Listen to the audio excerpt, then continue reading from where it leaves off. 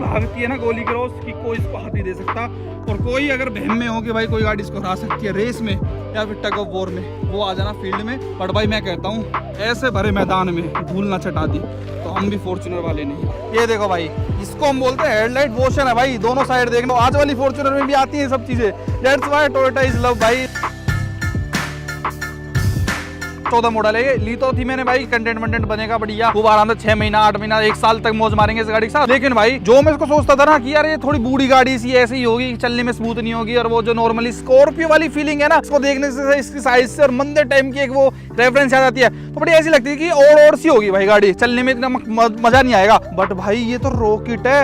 आज वाली फॉर्च्यूनर तो ना इसके आगे घुटने टेक के बैठ जाएगी। जब तक मैंने चलाई नहीं थी ना, यानी कि मैं या फिर ये कहूँ तब तक मैंने खुद ऑन नहीं करी थी भाई, मैं इसको बहुत ही ज्यादा हल्के में ले रहा था। ये तो भाई साहब जैम है। आज वाली फॉर्च्यूनर जो आती है ना लेजेंडर, इसमें नाम में ही लेजेंड है, असली लेजेंड तो भाई 3.0 D4D है भाई। ये इसके अंदर आता है 3000 सीसी का डीजल इंजन भाई। इसमें एक गियर आप डाउन मारो, 5 गियर है मात्र इसके अंदर, कोई नॉनसेंस नहीं, DF यूरिया फूरिया BS6 कुछ नहीं, जस्ट गेट डाउन मारो एंड ब्रेक दो। और भाई जो ये भागती है ना, ये इसके अंदर 3000 सीसी का इंजन आपको 167 bhp के साथ करीबन 360 Nm लगभग टॉर्क निकाल के देता है, विच इज वेरी फेब्युलस। ये फिगर्स आपको सुनने में थोड़े वैसे ही लग रहे होंगे क्योंकि आज वाली 2800 सीसी के डीजल इंजन के साथ ही 201 bhp निकाल के देती है। बट इसकी होड़ नहीं है मेरे भाई। बोनट स्कूप वगैरह आपके मिल रहा है, इंसुलेशन प्रॉपर मिल रहा है। मैंने ये ली थी भाई कन्वर्ट करवाने के पर्पज से कि बढ़िया कंटेंट बनेगा और बढ़िया इसको दिखाएंगे यूट्यूब वगैरह पे कैसे किस तरीके से कन्वर्ट होती है। बट अब मेरे को ऐसा प्यार सा हो गया है ना, अगर मैं इसको कन्वर्ट ना भी करवाऊँ ना तो भी मुझे इस गाड़ी को चलाने में कोई दिक्कत नहीं है। मैं कसम से बताऊँ, अपनी एंडेवर, अपनी सेल्टोस मैं डीजल में ऑन करता हूँ। चलो सेल्टोस को मैं वैसे ही कंपैरिजन कोई बनता ही नहीं है, बट मैं वैसे भाई कि वो भी एक तरीके से डीजल इंजन है और वो बहुत तगड़ी भागते हैं ना, उस रेफरेंस से बता रहा हूँ। ये तो भाई बहुत ही कैडी चीज है, निखालस भाई, इतनी प्यारी भागती है ना, ऐसे मन करता है इसको चलाते रहो। रो वाली चीज है भाई इसके अंदर। तो भाई सबसे पहले इसके फीचर्स के बारे में आज मैं आपको बताने वाला हूँ क्या कुछ मिलता है। सबसे पहले बोनट देखो, इस तरीके का बोनस को मिलता है। आज वाली फॉर्च्यूनर भी भाई इसके आगे ना इतनी बल्कि मस्कुलर नहीं लगती, टू बी वेरी ऑनेस्ट। यहाँ पे इसके अंदर ना हेलोजन आता था, ये हाई लो के इसके अंदर अलग अलग सेटअप आता है। आजकल तो बाई फंक्शनल देने लग गए हैं और बहुत तरीके की आने लग गई हैं। फोकलाइट आते थे, ये भी हेलोजन आया करते थे। नॉर्मल टोयोटा का लोगो जो बताता है कि कितनी रिलायबल गाड़ी है। ग्राउंड क्लियरेंस ऐसा है कि कहीं धक्का दो, और 220 mm का इसके अंदर ग्राउंड क्लियरेंस है भाई, टू बी एग्जैक्ट। 17 इंच के व्हील आते थे, लेकिन जो अपनी वाली है इसके अंदर आज वाली जो 4x2 है उसके जैसे अलॉय व्हील 8 साल हो गए हैं उसने भाई यहाँ पे अलॉय व्हील चेंज नहीं करे हैं। इंडिया में 2-3 गाड़ी आती है, एंडेवर, फॉर्च्यूनर, हाईलैक्स, जिसके अंदर 6 नट आते हैं। इसके अंदर वही है, और इसके अंदर भी अभी 265 R17 आ गई। आजकल तो चलो 18 इंच के देने लग गए हैं वो लेजेंडर वगैरह में, बट उस टाइम पे 17 ही आया करते थे भाई। यहाँ पे आप देखोगे ये आपको और में मिलते हैं, फोल्डेबल है ये, लेकिन चाबी से लोकल लोग होते नहीं है। अच्छा चाबी दिखाता हूँ भाई, कितनी रोज चाबी हमको देखने को मिलते हैं। ये टोयोटा की चाबी है, ऐसा लगता है किसी बाइक की चाबी हो। यहीं पे लोकल लोग का बटन हुआ करता था, मात्र 2 बटन थे, एकदम सिंपल चीजें थी। आजकल तो फीचर्स की होड़ इतनी है कि भाई चाबी में इतनी चोचलेबाजी देने लग गए हैं कि उसको दबा के स्टार्ट कर लो ना, नथिंग है। सिंपल चाबी लगाओ और अपने चलते बनो। टोयोटा की भाई इस तरीके के यहाँ पे लिख के मिलता था, पूरा रूफ रेल अच्छी तगड़ी आती थी। तो साइड से भी गाड़ी कितनी प्यारी लगती है भाई। इसकी ब्रेक्स मेरे को थोड़ी हल्की सी वो लगती है भाई, क्योंकि इसके अंदर देखो यहाँ पे ड्रम ब्रेक्स दे रखे हैं। डिस्क ब्रेक आजकल तो मंदी संबंधी गाड़ी में आ रही है, बट उस टाइम पे नहीं था भाई चलन। उस टाइम पे बड़ी एक तगड़ी चीज मानी जाती थी। यहाँ पे हमको फुट रेस्ट भी इसके अंदर देखने मिल जाता है, और पीछे से भी देखोगे एकदम ओजी लुक जिससे बोलते हैं ना, उस तरीके की मिलती है। यहाँ पे अपने मिलता है भाई इसका वाइपर, डिफोगर है, स्पॉइलर है। यहाँ पे इसकी पूरी की पूरी जो टेल लाइट देखोगे पूरा हेलोजन सेटअप हमको देखने को मिलता है। पेट टायर की बात करोगे तो ये यहाँ पे लटका हुआ है भाई, ये अपने को 17 इंच का यहाँ पे देखने को मिल रहा है। रिफ्लेक्टर यहाँ पे, और ये एग्जॉस्ट भाई, जिसकी वजह से सरकार ने भाई परेशान कर रखे। और मोस्टली जो दुख देती है ना चीज वो यही है भाई कि एमिशन नॉर्म्स की वजह से भाई अब हमको गाड़ी 10 साल के बाद डीजल वाली दिल्ली NCR में भाई स्क्रैप वगैरह करनी पड़ती है, फिर बाहर स्टेट्स वगैरह में बेचनी पड़ती है, जबकि गाड़ियों में इतनी जान है ना, इतनी प्यारी है भाई। इसी बात का दुख होता है कि सरकार नहीं समझ पा रही है कि टोयोटा क्या चीज है और कितनी रिलायबल इनकी गाड़ियां हैं। और ये गाड़ी जैसे कि अपनी 4x2 है,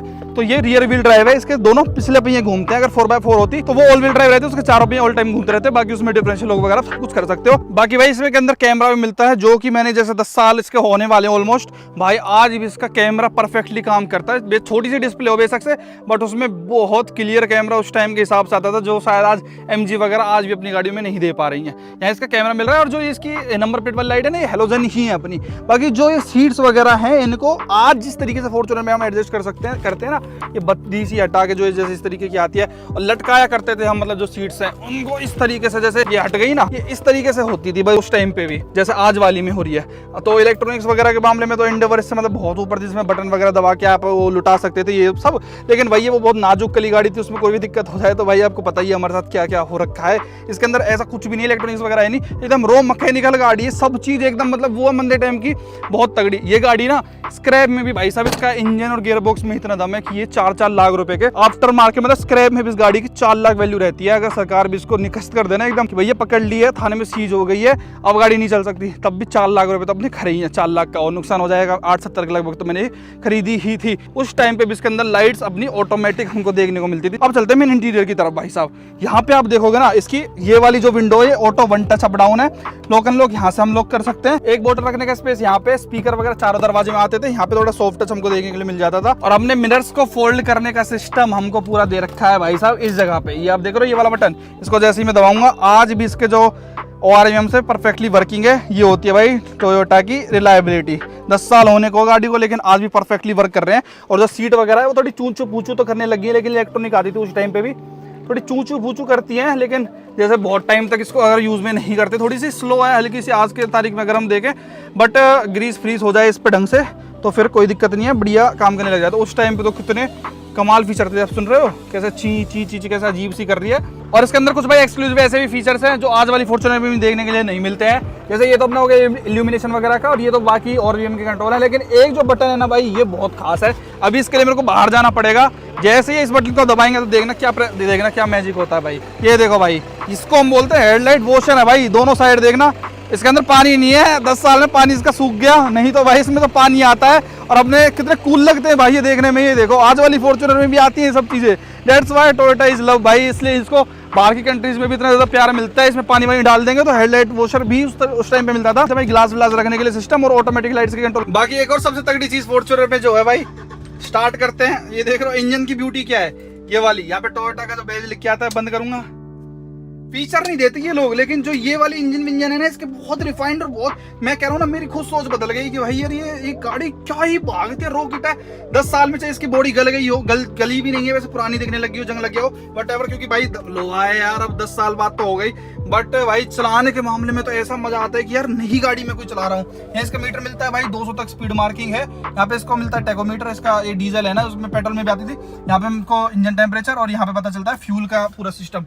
यहाँ पे हमको दे रखे वॉल्यूम कंट्रोल, अप डाउन करने का मोड यहाँ पे सिलेक्ट कर सकते हैं हम। जैसे हम मोड सिलेक्ट करेंगे तो इसके अंदर आ जाता है भैया आपको ऑक्स चलानी है, CD चलानी है, ब्लूटूथ चलानी है, सब कुछ इसके अंदर आया करता था।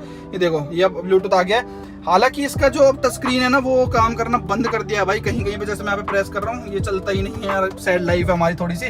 और यहाँ पे जो DISP का बटन है वो हमारी इन्फॉर्मेशन चेंज करने के लिए, जो कि डैशबोर्ड में यहाँ पे आता है ना, एवरेज बताता है, यहाँ पे तो टाइम रेगुलरली बताता रहता है। लेकिन इसके अंदर यहाँ पे जैसे ही मैं इस पे क्लिक करूंगा तो बहुत सारी इन्फॉर्मेशन बताता है। जैसे अब बताने लग गया है भाई कि क्या माइलेज फिलहाल देगी, ये 25 किलोमीटर/आवर की स्पीड से हम चल रहे हैं। ये बताएगी, ये क्या बता रही है भाई ये मुझे नहीं पता, 11-16 क्या है। ये रेंज बता रही है कि भाई इस फ्यूल में हमारी जो इतना फ्यूल डल रखा है इसमें 462 किलोमीटर रेंज है इसकी, वेस्ट डायरेक्शन में हम जा रहे हैं। ये टेम्परेचर बता रही है, और 642 पे भी इतना हाई टेम्परेचर है भाई, राजस्थान में कमाल हो गए भाई।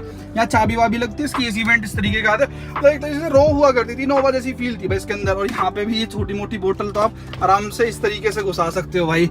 और ये अपने को मिल जाते हैं भाई इसके वाइपर वगैरह के कंट्रोल पूरे के पूरे। यहाँ पे ऑटोमेटिक क्लाइमेट कंट्रोल है, ऑटो पे कर दिया तो अपने गर्मी के अनुसार इसका जो AC है वो चलने लग जाएगा। यहाँ पे बाकी सारे कंट्रोल है। और फ्रंट डिफोगर हमको यहाँ पे नॉर्मली एक बटन मिल जाता है पार्किंग की साइड में, उसको चला के हम ना वो चला सकते हैं। 2 एयरबैग आया करते थे भाई साहब, 1 2, ये इसका ग्लव बॉक्स रहा। सीट्स वगैरह की क्वालिटी आपको थोड़ी सी बीच कलर की मिल जाती थी। उस टाइम की लग्जरी गाड़ी थी, उस टाइम इसकी कीमत थी 2014 में 28-29 लाख के लगभग थी। आपको रियर AC चलाना तो उसका बटन यहाँ पे, 12 वोल्ट का सॉकेट यहाँ पे मिल रहा है, एक USB पोर्ट यहाँ पे मिल रहा है। अब ना कुछ भी चलाने के लिए कार प्ले वगैरह तो उस टाइम आता नहीं था। वो मिल रहा है भाई, क्या बोलते हैं, ऑक्स का पोर्ट। और ये मिलता है सिगरेट लाइटर, ये बड़ा सा गियर नॉब, अगर 4x4 होती तो उसका लीवर भी हमको यहाँ पे देखने के लिए मिलता है। आज वाली में तो ये एडजस्टेबल है। सनग्लास होल्डर, यहाँ पे इसकी लाइट मिलती है, हेलोजन लाइट, जो कि आज भी वर्किंग है प्रॉपर्ली। और यहाँ पे मिलता है भाई मिरर वगैरह, इसमें नहीं आया करता था उस टाइम पे, लेकिन उस टाइम पे यहाँ पे मिरर था, लेकिन विदाउट एनी लाइट। इसके अलावा एक और हिडन स्टोरेज दिखाता हूँ भाइयों को। यहाँ पे आपको एक्सपेक्टेड है कि यहाँ पे भी कुछ हो सकता है, यहाँ पे भी अपना चिल्लर वगैरह कुछ भी दूसरे स्कीम